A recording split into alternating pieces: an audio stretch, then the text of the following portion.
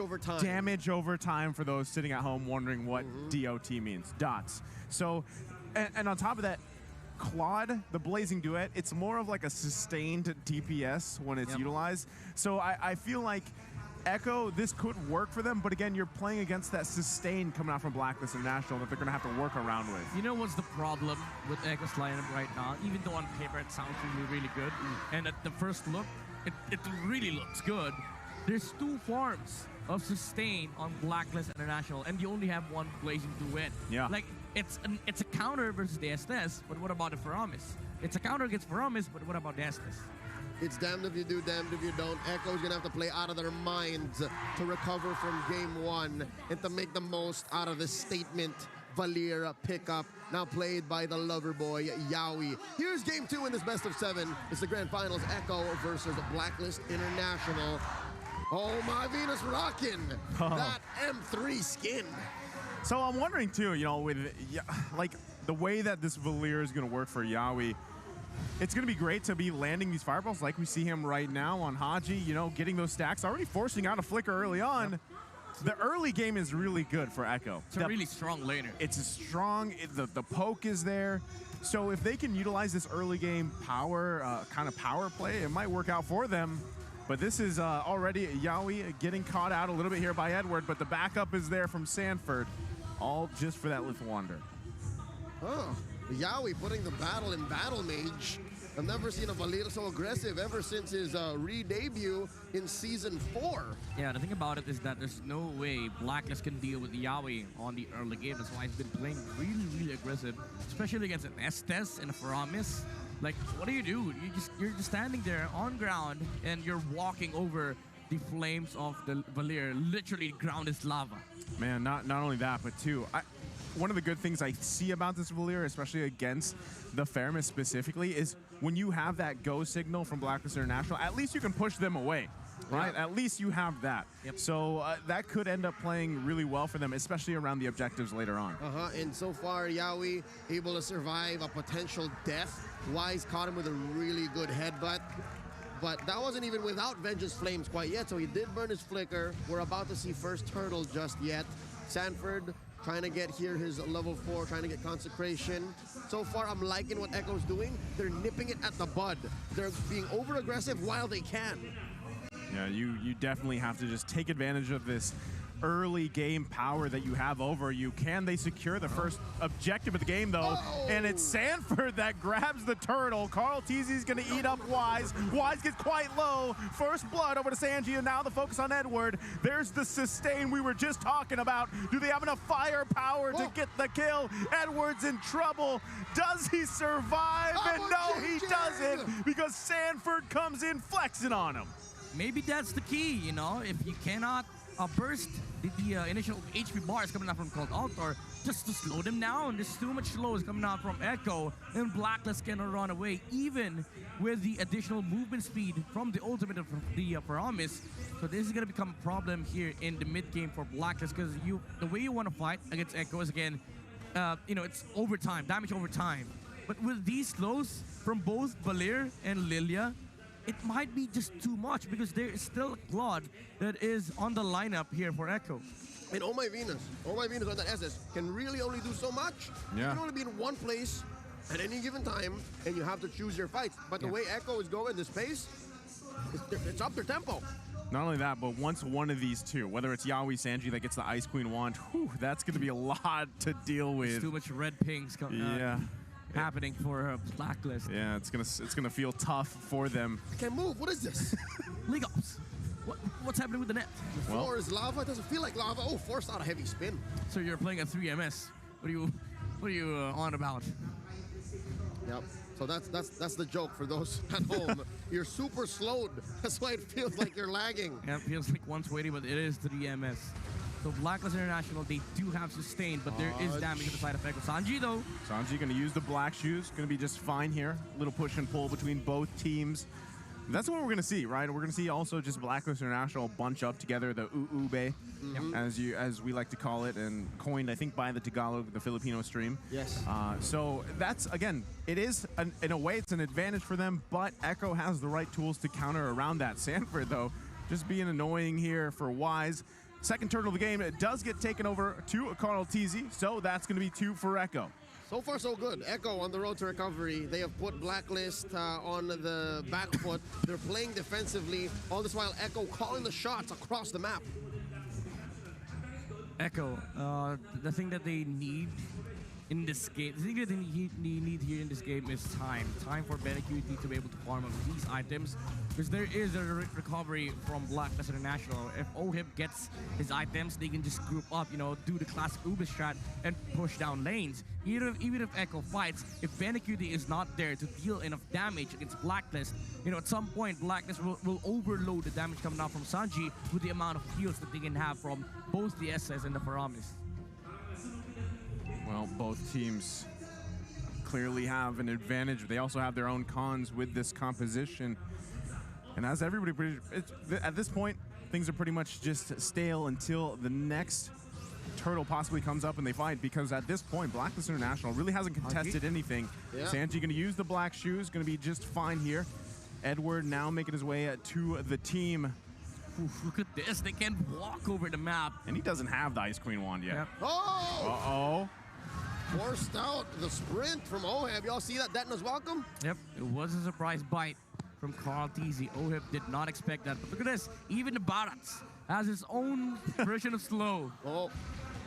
Yeah, it's going to be interesting to see. Haji, though, goes in. There's the heal. Already getting the flicker out, too. Echo just controlling this side of the top lane. This is the answer that we are looking for from Echo. The slows are starting to hurt Blacklist with the sustain and the damage. Yes, you have that for Black, but Echo is just overloading Blacklist at the moment, and BLCK is getting to that point wherein he can start joining the fight. As long as he's able to get his items up, Blacklist has a problem. Amazing recovery by Echo here. The Orcas have owned a majority of the map. About 3/4 of it is blue. And all 3 turtles so far in the 6-minute game have gone Carl Teasy's way. Actually, the second one went to Uranus. Okay. Went to Sanford. I mean, look at this. They are going to be trying to make a play here on Edward, sandwiching him in, but they know that jump. that Yawi was there. There's going to be the pushback, so he should be fine. Conceal committed as well, but it's going to be a turret over here for Echo. Cross-map play, though, looking to try to get this topside turret. Sanford holding 3 back here. Whoa. Quite massive. Should be fine even with that consecration, so they do lose the turret. Blacklist International grabs that one. But there you go, mid-side, Echo grabbing another one for themselves. 7-11, not the store, but the time for the Golden Staff from the Claude. It is now up for Echo. So start looking at team fights here. For the blue side, will Blacklist. It will try to scour for more farm. Radiant Arbor is now picked up on Wise. That's going to reduce the amount of damage that he takes, but it doesn't solve the mobility problem that they will be having during these fights. I mean, that's what explains the 3 tough boots. Yeah, Yep. and if you just saw that, Yawi just picked up the Ice Queen wand. So this is where we see that, you know, very frustrating slows coming out, and then you have a bunch of poke to deal with if you're Blacklist International. Now you feel a spike for Blacklist International. It's hard to move around the map. Oh. Well, Echo just, you know, have complete reign over the jungle. Look at that Blacklist. 3-man squad up top. That's a lot of damage between Yawi, Benny, and Sanji. And then Carl Teasy just going to steal. Oh, look at that. Buff! Just like that, there's everything on the floor, and Edward can't get away. Forcing out the flicker already from Haji, and another turret goes down. Echo playing perfectly right now. H0 got zeroed. Yep, it was an Esmeralda that they did take down for Echo. You know, tankiness is not a problem if you can't walk. If you can't move, you just stay on the ground. And, you know, BLCK constantly hit the Esmeralda, and it just took, what, 1 or 2 seconds for them to be able to take out Edward. Yeah, this is going to be a good position for Echo to just possibly even take this first Lord of the game. This is already about half health here. Wise knows that they're there, but I don't think he can get there in time. And there you go, Carl Teasy is securing the Lord. Yep. You know, Blacklist at this point, they're overloaded. Even though they have the right tools to deal with Echo, Echo just has so much farm on their side. The Blacklist is still, you know, still recovering from the mobility problem, but now Echo has the damage. I mean, 5,000 head, almost 6 in 9 minutes, and that Lord coming in super free. The way Blacklist drafted, if they started strong, would be an amazing way to go. But right now, Their draft, literally, all it allows them to do is to not lose. There's no way for them to win. Not here, not now. And now you start looking at the the options here for Blacklist. Wave clear is abysmal. Yeah. On side. Even though it is an Esmeralda and an Aetherfill, they can only clear one lane. Yes. Yes, I think I was said yesterday, the way I put it, they have trash wave clear. Trash wave clear. I reworded it. Oh! Okay, Wise gonna have to heavy spin out of there, but going back to the point, the wave at clear potential, pretty bad. It's so hard because look, Haji has to put himself in danger. No, not sugarcoated. It's not a pretty bad. It's abysmal. Yeah, Haji has to put himself in danger. OHEB too. Edward has to dance around him for seconds at a time. Well, now Lord on the top side. Can they get the turret out of Edward? this? Edward trying to get some attention. Gonna back off here. Lord does go down. Blacklist International able to hold on to the top turret. Okay, Blacklist, they're sustaining. If they don't have to run away inside their base, because it's their base, if they don't run away, I mean, if they're not forced to run away, they can sustain, they can stand their ground. But do keep in mind that BLCK did not use Blazing Duet at all, and they had to commit the ultimate from Oh My Venus just from the glooms and the fire that has been putting out by Echo from Yawi. In all fairness, the way Echo drafted, I love the shadow energies and I love just how rapid fire Yawi can take out the fire. It's a pretty good counter to the Ube strat. I mean, not only that, but they both have the Ice Queen now. So, and it looks like, I mean, Yawi's sole mission is to just slow them down with the fireballs. Right now he's building tank items. He's like, okay, boys, I've done my mission. They're slowed. They're gonna be slowed up, up until the end of time. I don't care what you build right now. I don't need damage. We have BLCK, we have Blazing Duet. So I just need to make sure that I'm alive during these fights, throw out my flames, make sure that they don't move at all, make sure that those pigs are red. And Blacklist, again, you still have to solve that problem. Mobility, and it's something that, you cannot solve in Mobile Legends. Even though you can reduce the time that you're controlled, there's no item that will, allow for you to be able to walk over onto the Valir. Man, I love the brute force breastplate pickup on Yawi. The lover boy is coming in, ready to eat some ults and get away with it. So far, so good. He can even build the dominant sites for all I care. Yeah, at this point, he could go full tank. That's it. Except having that Ice Queen wand and having those mana reboots for regen, right? And at that time, all you have to do, again, is land the fireballs, and if Blacklist International decides to engage, you push them back. And it's not even over yet. Yawi still has 4 levels to go. And if that's the damage from the Impure Rage, almost forgot the name because we don't see this. We don't see this at all. Yeah. So it is, a problem still for Blacklist. So it's kind of a layer of problems for Blacklist. You're still dealing with the first layer. And there's 5 more layers. And it's not like it's super evident, right? You're staring at 3-0. It's not like Echo's rolling over you. And you're clearing the waves. It does take a while, but yeah, it's a small but long checklist of things to do that you can't seem to get to. Yep.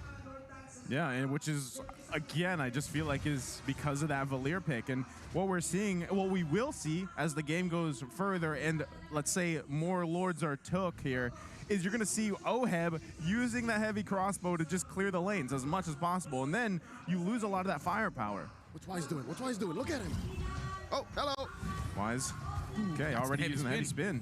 Used it to use the cleanse. Yeah. Edward, good damage from BLCK and Sanford.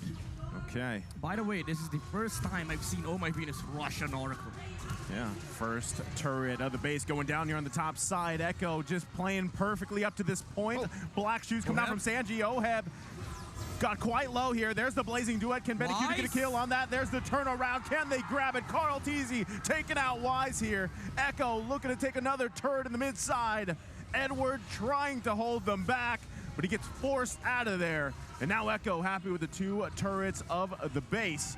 Down. Do they want to end the game here? Gonna force it? It looks like they're going to try to force this one. Haji going in, trying to pull anybody back he can, and it's not going to happen just yet. Sanji with the black shoes again. The focus on the bottom side. Can they get the last turret here to crack open the base of Blacklist International? BLCK goes in with the Blazing Duet, forcing everybody back. They're hold on to it. Yawi with a kill. And now it's Edward trying to do his best, but he falls too. Member after member of Blacklist falling. Haji back up, and that's OHEB grabbing a kill with the burst. They timed out the ult on Oh My Venus and on Haji, but they forgot about the damage output that Blacklist was packing. Oheb's gonna be in trouble here. He had that Cold Altar to help him, but it's not enough as Sanford grabs the kill. And that was Haji. Haji paying him back.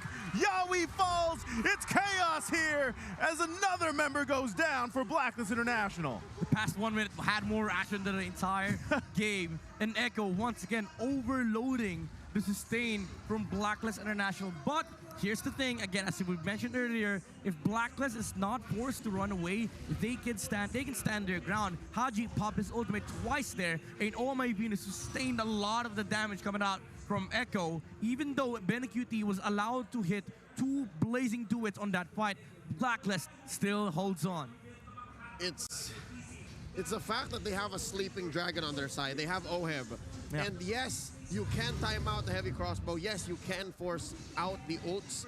But if the fights go on like that, a minute and over, then yeah, the DOT from Echo will eventually be countered by the HOT from Blacklist. The HOTS. The I like it. Healing over time. Yeah. You know, The thing is, they also have DOTs. Themselves. You know, they have Oheb, they have Haji, they have Edward.